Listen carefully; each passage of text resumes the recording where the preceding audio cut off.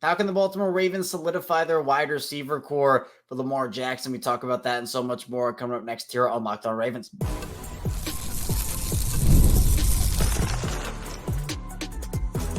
You are Locked On Ravens, your daily Baltimore Ravens podcast. Part of the Locked On Podcast Network, your team every day.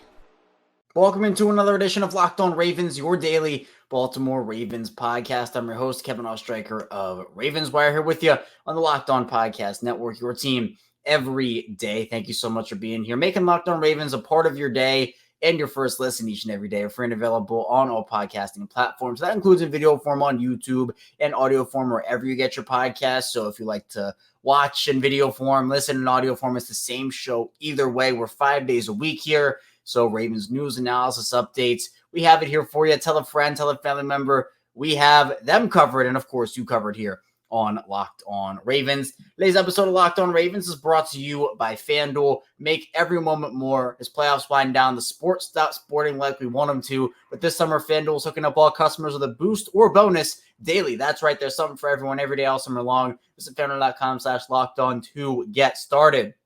We are going to be diving in today on today's show.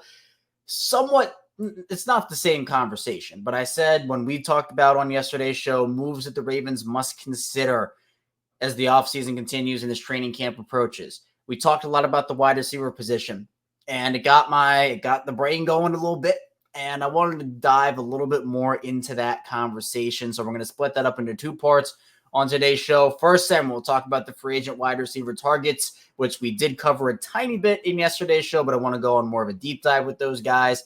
Then we'll move into the trade aspect. So if you're wondering, all right, where are the Brandon Ayuks? Where are the Courtland Suttons? Where's that conversation? We will have that for you in the second part of the show.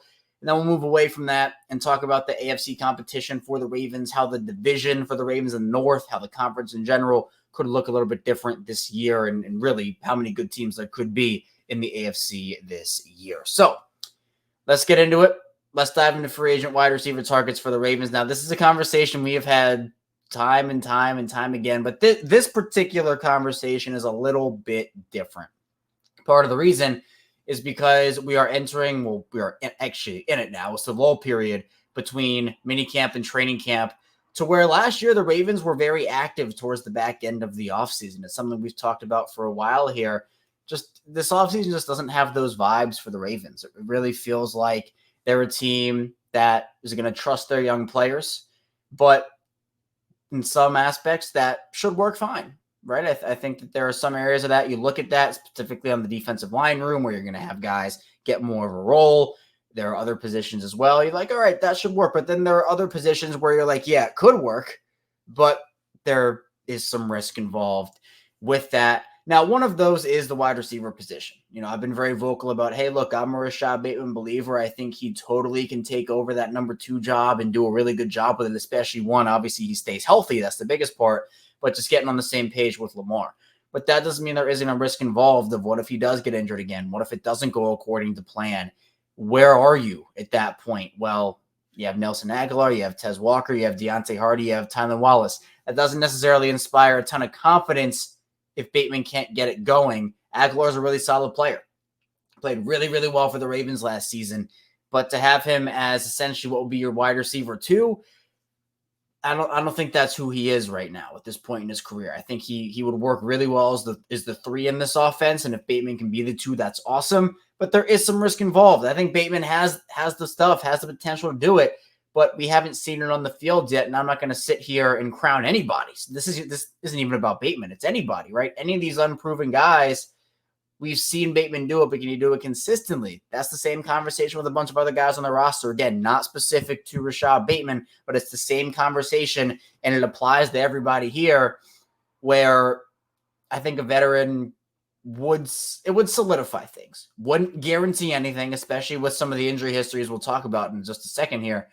But I think that it would just give a little more stability. Like last year, personally, I don't know if everybody felt this way, but personally, I felt at least some level of stability with Odell there. I know it didn't work out in terms of him being a $18 million player or $15 million player, whichever one you want to say. The contract, it was a big contract. But to have Odell there as essentially your de facto 2-3 guy, it gave me that sense of stability in that room where it's like, okay, if one of those guys goes down and has to miss some time, there's another guy that can step up there and you can still have Nelson Aguilar waiting in the wings. This year it's a little different where they're essentially saying, yeah, if Bateman or anything happens, if Flowers goes down, and knock on wood, it does not happen. But if it does, it's not exactly 2022, where if Bateman went down that year as their wide receiver 1, that was it. And both him and Duvernay, who was their 2, went down. That was it was a disaster of a year. I think a very mismanaged wide receiver room in terms of the personnel they brought in that year. But I think this year it's a little better than that because obviously Zay is your de facto number 1, and then you have other aspects of it too with Bateman and Aguilar. But there are still a couple of free agent wide receivers that could help. Now, I think the only needle mover in that group is Michael Thomas, former Saints wide receiver. But the thing is, and we talked about this with Julio Jones when we were having that conversation seemingly every day for years on this show, but you have to account for missed time. We even had this conversation with Sammy Watkins. We've talked about that a ton. Or when the Ravens signed Sammy Watkins, it's like, okay, cool, but you're going to have to account for some missed time here. This isn't just going to be a 16, 17 game season, and that's going to be it. There's going to be missed games, and you have to account for that. Now, Michael Thomas, his injury history, it is quite lengthy. I think for him, I think he fits what the Ravens would like. He's a 6'3" wide receiver, weighs around 212 pounds. He is 31. So again, he's not 26, not in his prime. But I do think that if he can stay healthy, and again, that is an if, but if he can stay healthy, I think he could add a lot to this wide receiver room. Now, Draft Sharks, who we use a lot here on this show for injuries, gives him a 51.1% chance to miss at least 2 quarters. This year, 4.1% injury chance per game.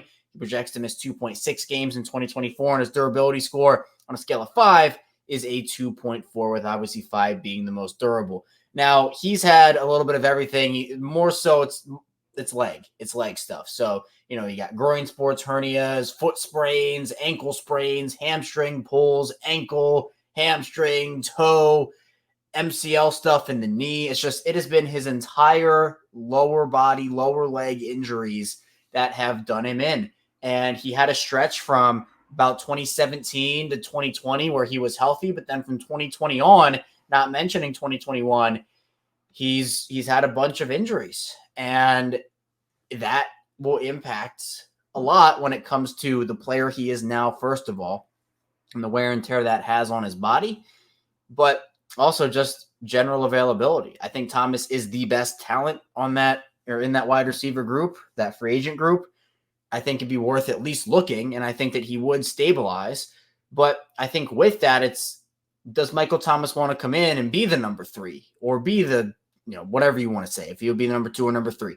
Does he want to come in and be that in a run-first offense? Because we know with this offense, you have to be, and even with Greg Roman out and Todd Monken in, it is still the same thing where they are going to lean into their identity, which I know they didn't do it in the AFC Championship game, but they should be leaning into their identity like they did during the regular season last year. And that's a run-first team. So which wide receivers want to be a part of that? It does take a specific type of wide receiver. John Harbaugh said that. John Harbaugh acknowledged that. And it's the same thing with Roman versus Monken. Now, other guys who could be available, again, the only other players I would even consider here are Russell Gage and Hunter Renfrow. Renfrow had a very weird year last year. He's also had some injury stuff. Gage he's not a big enough needle mover for me. I would rather roll with Bateman and Aguilar and see what you have in like a Tez Walker instead of bringing in Gage. I think Thomas is the needle mover. I think Renfrow kind of teeters on the edge, but it's just a matter of can he stay healthy alongside of Michael Thomas? Both those guys have that injury question. But I do think, look, I am on the Michael Thomas train. I think the Ravens they'll be okay if they go into the season is with the wide receiver room as is, but I also think it is a risk, and there is a chance it wouldn't be okay. But that's every position, right? There's always a chance something won't be okay. There's also a chance it'll be perfectly fine. But in my opinion, I am on Team Michael Thomas. I think it would be a good move for Baltimore just to solidify up and get another veteran in that room. Aguilar obviously is, but I think it would benefit Baltimore to at least explore that option. Coming up, though, could the Ravens make a wide receiver trade? We've heard a lot of conversations about players like Brandon Ayuk, Cortland Sutton. We'll talk about that coming up next here on Locked On Ravens. First, the show is brought to you by FanDuel. I love sports, and I love them so much. I never want them to stop. But as the playoffs wind down and get fewer games, and the sports aren't sportsing like I want them to, but FanDuel lets me keep the sporting going whenever I want. All I have to do is open the app and dream up bets anytime I'm in the mood. And this summer, FanDuel's hooking up all customers with a boost or a bonus daily. That's right. There's something for everyone every day, all summer long. So if you're talking about the MLB, Gunnar Henderson he has been this entire year, in that MVP conversation. Adley Rutschman's been incredible for the Orioles this year, so parlaying them together doesn't seem like a terrible idea. Also, on FanDuel, the Ravens open up as 2.5-point underdog to the Chiefs. That line will probably be changing over the course of the time leading up to the year. But if you want to get in on that action, head over to FanDuel. So head over to FanDuel.com/lockedon and start making the most out of your summer. FanDuel, official sports betting partner of Major League Baseball.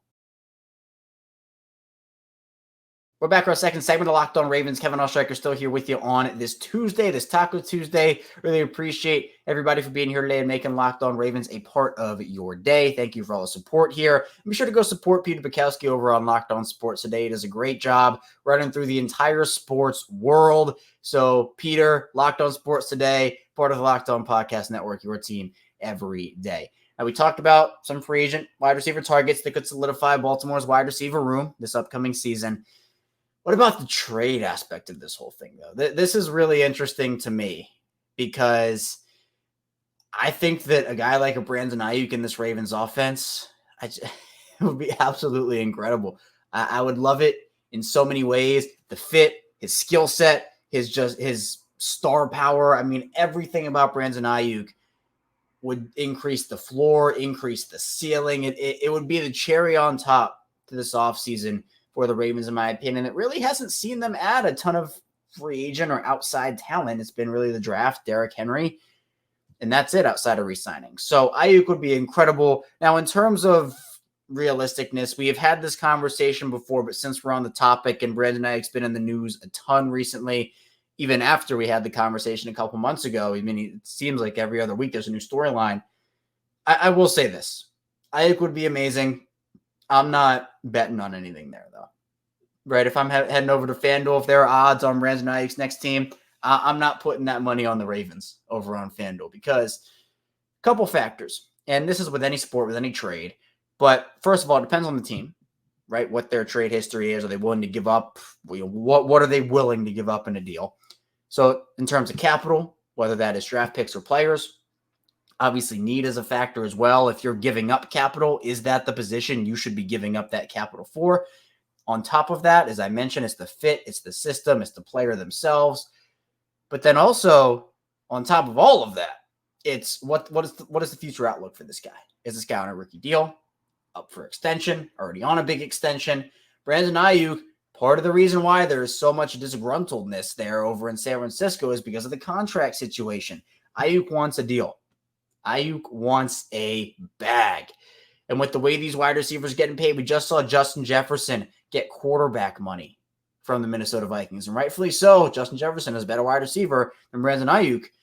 But Ayuk's going to want, I haven't read the latest reports in terms of what average annual value he's rumored to be wanting right now, but I wouldn't be shocked if it easily clears $20 million. You know, you get probably more up in that 25 range, even 30 range potentially I could see. That's a lot of money. The Ravens have $6 million in cap space right now. They could certainly restructure some guys. They could figure stuff out and free up some space. But could they free up that space? And all of a sudden, if you're freeing up that space, you get Ayuk. Is that a roster crunch for them? It sounds incredible on paper, right? You add him in this offense next to Zay Flowers, next to Rashad Bateman, already having Derrick Henry. I think Ayuk would be an incredible fit in Baltimore. But his contract's going to be huge, and it's the same conversation that we had with Marquise Brown back when he was still with the Ravens. And obviously, it's a different offense between Greg Roman and Todd Monken. But at the time, we were talking about, is it even a worthy investment for the Ravens? Not only the conversation about would Marquise want to be here long-term in Baltimore, but it's, well, what's the conversation about whether it's even a worthy investment for the Ravens? Not because of Marquise Brown, the player, but because at the time we were talking about $15 million plus per season, 20 million plus per season. Is that a worthy investment for a team that, as we talked about in that first part of the show, is a run-first offense? Receivers don't get a ton of targets in this offense, and adding another weapon. Like, yes, I want Lamar Jackson. I've been pounding this table forever. I would love to see Lamar Jackson with a veteran number one receiver. Go get him as A.J. Brown. Go get him as DK Metcalf. Go get him as Justin Jefferson, or go get him these guys. Go get him, what the Bills did for Josh Allen with Stephon Diggs, and the Eagles for Hurts with Brown, and DeAndre Hopkins and Marquise Brown for Kyler. Go out there and get that guy for Lamar. I think Lamar deserves it. If you've been listening to me every day, first of all, thank you. Shout out to you everydayers out there. But also, you've been hearing me say it. You've been hearing me say years and years and years and years about, hey, go get DeAndre Hopkins. Go get a guy like A.J. Brown. Go get these guys. So it's not me saying that I don't want Lamar to have a guy like Brandon Ayuk on his team, because I absolutely do. It's a matter of being realistic, because that's what we do here on this show. We talk about scenarios and we are realistic about them. I don't want to, go either way in one direction or the other. I want to stay realistic, stay in the middle, and be level-headed and talk about it. And the realistic answer to this question about Brandon Ayuk is it's just not.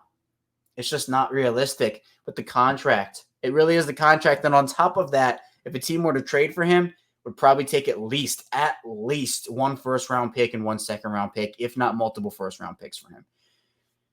So, honestly, at that point, I think Deebo Samuel's more realistic if we really want to talk about that. But even Deebo's contract, that conversation is a different one.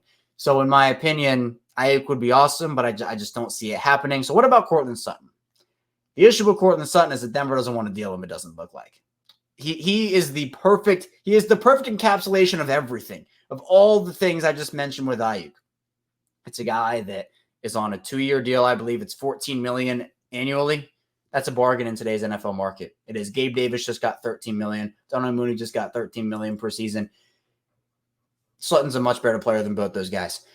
Also, he fits Baltimore's timeline. His skill set is exactly what Baltimore needs, is a jump ball receiver, bigger bodied guy. He excels in those contested catch situations.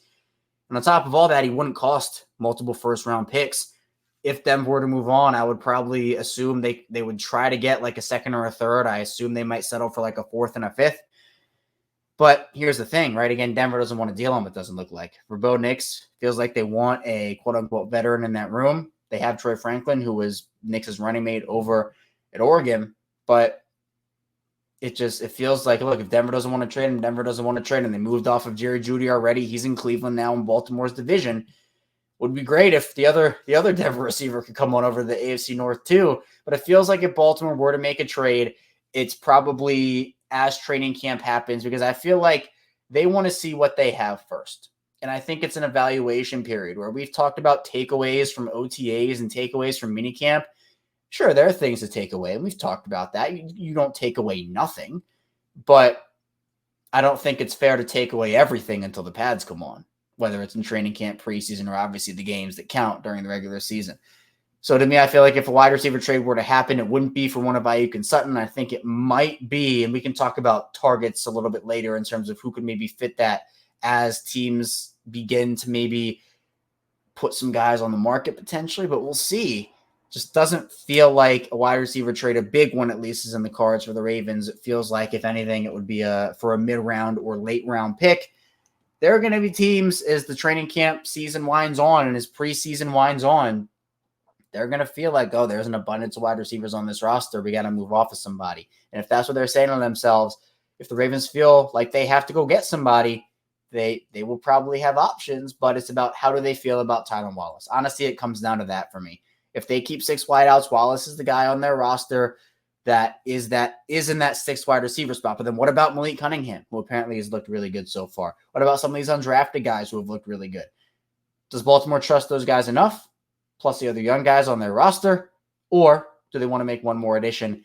That is going to be one of the key questions for Baltimore this offseason. Coming up, though, in the final part of the show, AFC competition is the name of the game. We'll talk about who Baltimore will be up against in the AFC conference this year, their own division, and more. Stay tuned, plenty to get to on the show.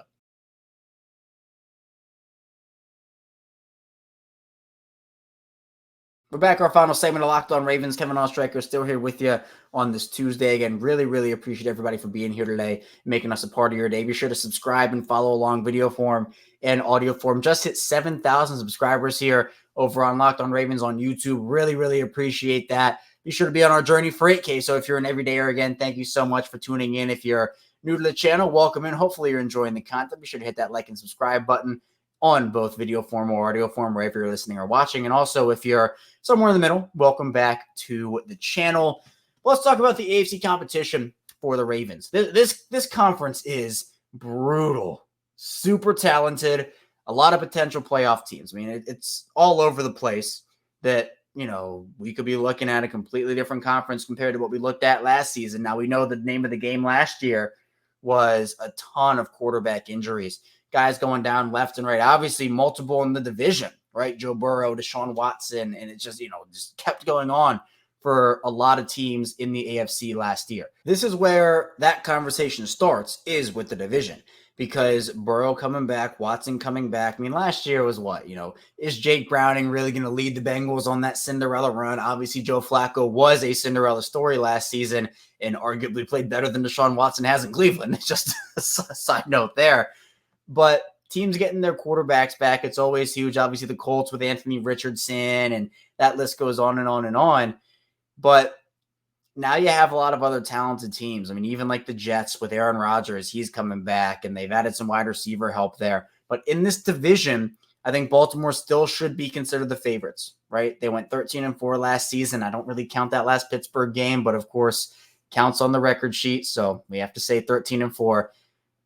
But again, I didn't love Cincinnati's offseason. I thought their moves were just okay. I didn't think it was terrible, but I think losing DJ Reader is going to be a big blow for them. Replacing him with Sheldon Rankins is a downgrade.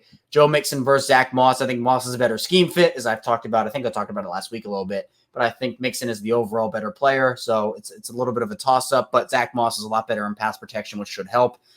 And then, Cleveland getting Jerry Jeudy, as I mentioned. Nick Chubb will be back at some point. And then you also have to wonder about Pittsburgh with the whole Russell Wilson, Justin Fields situation, which is just an upgrade in its own right over Kenny Pickett, despite how bad Russell Wilson was in Denver.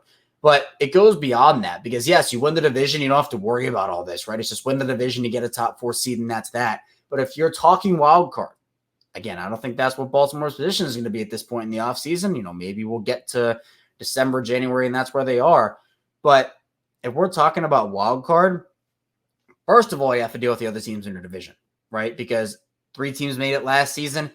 Totally see 3 teams making it again. But on top of that, it is Buffalo with Josh Allen, who they lost a lot of pieces, but I still expect them to be competitive. The Dolphins, I expect them to have a big year. The Jets, I don't expect the Patriots really to do anything this season. The whole AFC South, I expect, is going to be in contention between Houston, Jacksonville, Indy, and Tennessee. AFC West, I've always hyped that division up, but they have burned me so many times. But it feels like the Chargers with Jim Harbaugh are on the up and up. Obviously, Kansas City is Kansas City, defending champions back-to-back.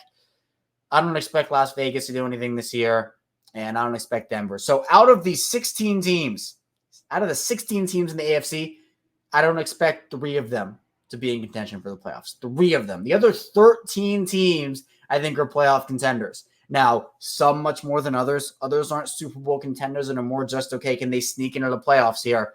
But if we're talking about 13 teams that could make the playoffs, only 7 make it, right? That is 6 teams, 6 potentially really good teams that fighting for that 7 seed, doing whatever. So Baltimore is in the conversation as a Super Bowl contender. They are in the conversation as a team that can be the best of the best and go out there and win that big game. But obviously, at that point, if you're talking about that, regular season doesn't matter.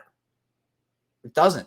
I think a lot of people in Baltimore, a lot of Ravens fans are fed up with the regular season narrative of, yes, look, let's be honest on this show here. You got to have a good regular season to get to where you want to go. You got to have a good regular season to make the playoffs. And you have to establish trends over the season, get acclimated with guys. The regular season is important.